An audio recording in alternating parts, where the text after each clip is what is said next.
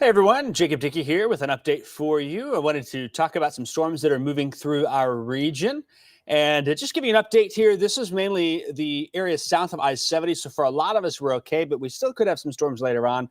And given what we had in Clay County earlier, I thought I'd just hop on and update you on some things. So with that, I'm going to switch to the radar full screen and show you where we are watching. This is south of I-70 here, this big complex of storms.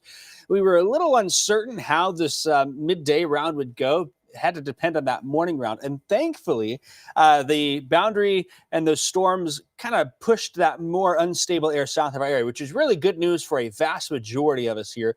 We do have a severe thunderstorm warning for the far southern part of Jasper County, but I think this primarily stays out of our area. However, earlier, probably with some pretty intense storm activity in Clay County, Florida, and that's now moving into Richland County, Clay City towards Olney, places like that, where the rest of our area probably looking fine. Give you some relevance in where this is. This is well south of our area.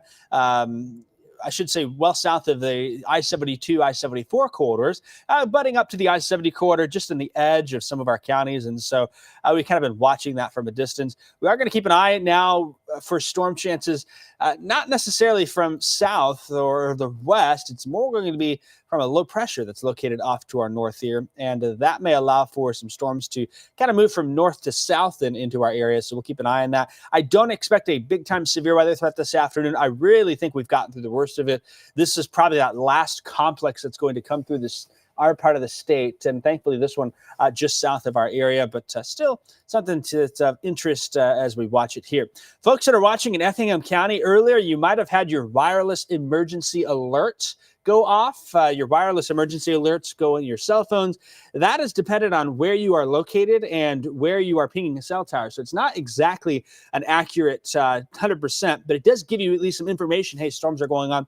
There was an earlier tornado warning when storms were to the west of Flora for Clay County, and that came pretty close up to the county line there. That tornado warning has been replaced with a severe thunderstorm warning, with this Boeing complex now moving into out of Clay and into Richland County and grazing the southern part of Jasper County. Probably going to do the same as well for Crawford County there as it moves that way. And that wireless emergency alert, again, based on the cell phone tower that you're connected to, doesn't really have any control over your exact location, but gives you a heads up. The other thing is potentially wireless emergency alerts may go off in Jasper and Crawford County if the storm warning is upgraded even more towards destructive storm category with 80-mile-per-hour winds. It's not out of the question. We're sitting at 70 now. We had a measured 61-mile-per-hour wind gust at Flora at the airport. That's on that northwest side of town there. And so we'll be watching and from afar here at this point, but I did think I'd jump on and keep an eye on things for folks with that. Let's talk real quick about the risk for our coverage area. There you go. Our risk for a lot of us here is a 1, which is some good news. I really think 1 out of 10. I mean, that's the bottom of the scale here. It's a never say never. Oops, something happens in that blue area type of situation. Not something that sticks out to me. Sometimes, though, with this incoming shower and storm activity from the north, I'll show you future track in a minute. Sometimes we can see some cold air funnels, and that's a possibility. But that 3 down there south of I-70 is primarily for that storm complex. So as that moves on through, really, I-57 corridor to the west is all clear down there south of Effingham. So that is some good news for us. There is a severe thunderstorm watch still in place for Jasper and Crawford, but I don't expect any more watches either for any of our viewing area. And so that's some good news. You can see that orange box there on the very far southern edge of Jasper County. That's the only extent we have. And that's going to carry into southern Indiana and perhaps be a problem out there, but not much of a concern really for us here locally. So the good news is I really feel good about where we are sitting for a vast majority of central Illinois. Our severe threat finally seems to be ending for us. Future Track's been picking pretty good on that storm complex down there, so it's fairly believable now. Earlier, Future Track wasn't that great, helping us things. We had to watch the storm complexes. You can see storm activity picking up in Indiana later this afternoon. This evening, though, notice to the north, there may be a few spotty showers that kind of develop and move through. That's where that cold air funnel potential might be here, say 6 o'clock onward. We'll see. I'm not sold on that, but I know sometimes when we have a low pressure close by that we can sometimes get a little extra wind shear in there. And that may be a case as well as we head into tomorrow. I'll bring up future track for tomorrow.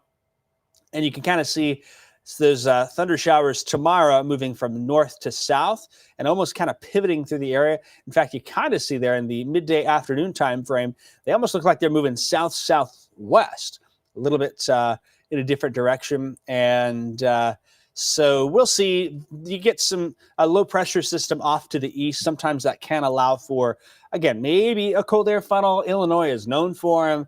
They're scary looking, but often they're pretty harmless. And that's something that we will keep an eye on for a bit. In the meantime, let's jump back to the warned storms down to the south for probably 99% of our viewing area. We are pretty much done with severe weather for the day. I won't say entirely. We can't rule out a rogue thunder shower, but I'm feeling really good about where we sit here. It's those storms just south primarily that'll be moving into southeast central Illinois. That'll be down between I-64 and I-70 there along US 50 and continue to push on. Big surge of wind there coming into the Olney area down 50, and you can kind of see where it's bowing out a bit. That leading edge there, that's where that wind is kind of picking up. And so surging out through Noble and into the Olney area is kind of what we're watching. As far as tornado potential goes, it'll be fairly conditional, but certainly you can see there is some rotation involved in this. There's some reds and some greens close by. They're not directly connected, but earlier, this was what it looked like earlier there near Xenia, to the north of Xenia there was a little bit of a couplet, and that's why that tornado warning was issued. But then the strong winds started to whip on through, and probably going to hear of some tree damage, maybe some power line damage down in the Flora area before all is said and done. I haven't heard if there's, let's see, kind of double checking the map. Haven't seen any power outages, but it wouldn't surprise me if there's some issues there. And you can kind of see those reds and greens swirling and dancing around. So still at least maybe some potential for a low-end tornado threat moving forth into Richland County and eventually over towards Lawrence County. But this is going to stay south of Robinson, south of Newton, which is good news for some of our folks who live kind of on the edge of our county areas. And so that's what we'll keep an eye on. A lot of lightning down there. I'm sure folks in Effingham and Newton and Robinson, places like that, are going to hear the thunder from these storms as they move off to the east. We don't have any lightning really being detected anywhere else, even to the north. And so we'll likely be keeping things pretty quiet. But just missing out on this complex, thankfully. Not by much.